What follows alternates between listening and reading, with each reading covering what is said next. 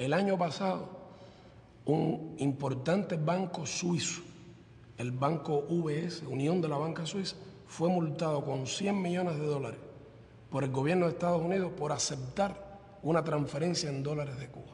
Entonces, esas cosas hacen que sea un riesgo definitivamente y que a Cuba le cueste mucho y que Cuba tenga que ser muy disciplinada a la hora de establecer su comercio, cómo va a ser ese comercio. Por tanto, tenemos continuamente que coger nuestros dólares y cambiarlos a otras monedas. Y todos los años perdemos 50, 60 millones de dólares por cambio, por tasas de cambio. Ninguna compañía puede exportarle a Cuba un producto o un equipo si ese producto que esa compañía canadiense, francesa, alemana, japonesa, argentina, tiene más de un 10% de componentes norteamericanos. Cuba no puede comprar el avión Boeing, por ejemplo. ¿Por qué? Porque es norteamericano.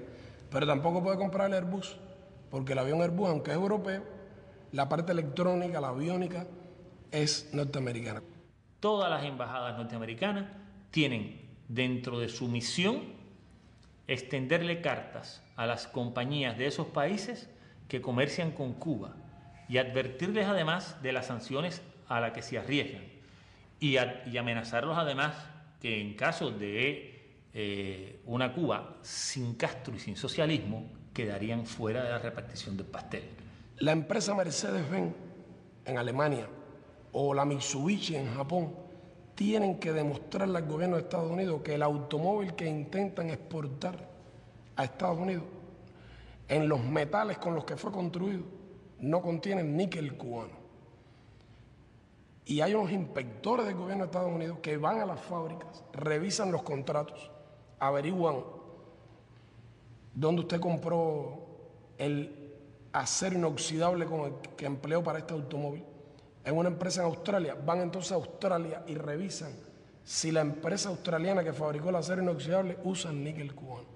Y cuando usted le están diciendo que va a ser condenado, que no se le va a poder permitir vender en Estados Unidos, que sus ejecutivos no van a poder entrar en Estados Unidos, que los hijos de sus ejecutivos no van a poder entrar en Estados Unidos, pues definitivamente para un presidente de una compañía tiene que pensar esas decisiones.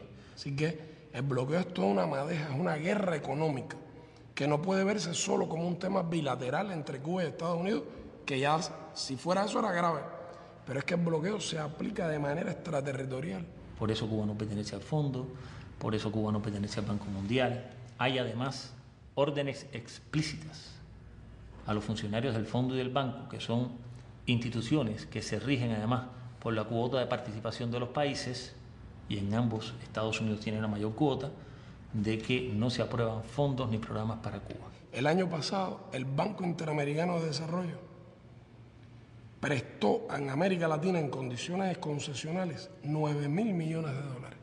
Sin embargo, no le puede prestar ni $1 a Cuba. Eso está prohibido, absolutamente prohibido. No se puede discutir y de hecho no se discute. Si Cuba hubiera recibido solo un 1% de ese dinero, habría recibido 90 millones. ¿Cuánto haríamos nosotros con 90 millones en materia de reparación de hospitales o construcción de carreteras o mejoría en el acceso a agua potable de nuestra población? Así que Cuba solo puede pedir crédito a otras instancias, créditos más caros, más costosos.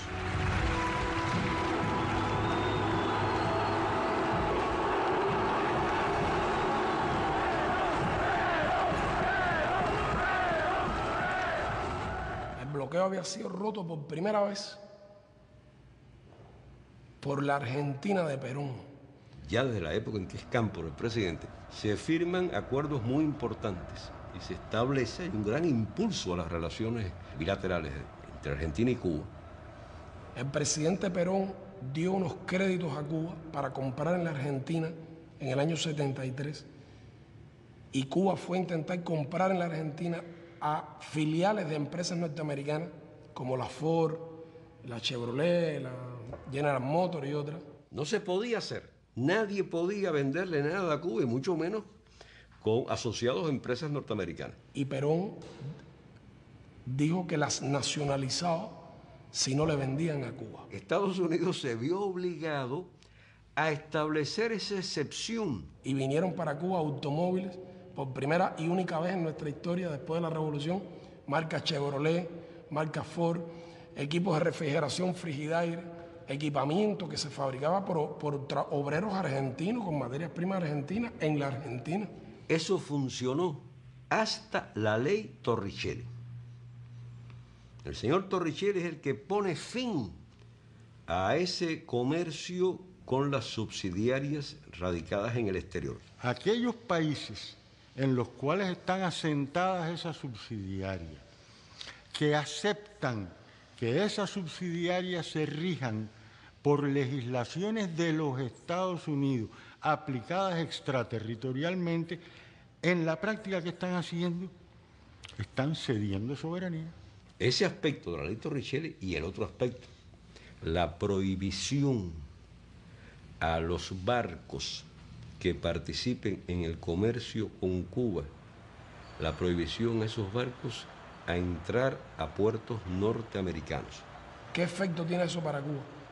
Que las compañías navieras no quieren enviar sus buques a Cuba. Hace muy poco hubo un contenedor de jugos naturales cubanos hacia Japón que salía en un barco y fue decomisado totalmente porque tocó un puerto en donde el barco podía ser decomisado.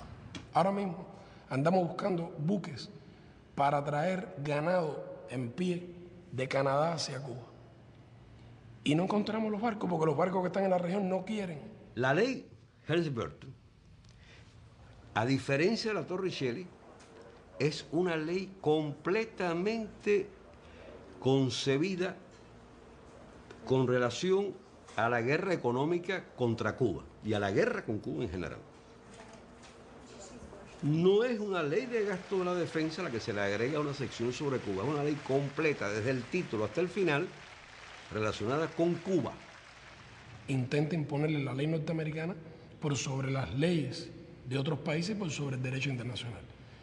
Por eso es que presentamos cada año, desde el año 92, una resolución en Naciones Unidas que se llama Necesidad de poner fin al bloqueo económico, financiero y comercial impuesto por los Estados Unidos contra Cuba. Es un voto claro y preciso. Es un voto contra el bloqueo. Y en el año 92, por primera vez, esa resolución recibió 59 votos a favor. Durante los últimos 14 años, el número de votos ha ido creciendo de manera sistemática y continua. Y el año pasado fue aprobada por 179 países, de los 191 que integran Naciones Unidas.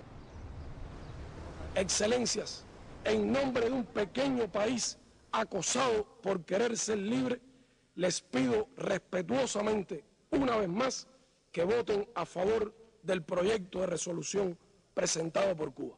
Muchas gracias. Vamos a iniciar la votación. La Asamblea está votando el proyecto de resolución A59L2 titulada Necesidad de poner fin al bloqueo económico, comercial y financiero impuesto por los Estados Unidos de América contra Cuba. Los representantes que estén a favor del proyecto de resolución A59L2 indíquenlo con su voto, así como los que están en contra. Ruego a las delegaciones que confirmen que sus votos han quedado correctamente reflejados en la pantalla. The voting has been completed. The machine is locked. Se ha completado la votación, queda bloqueada la máquina.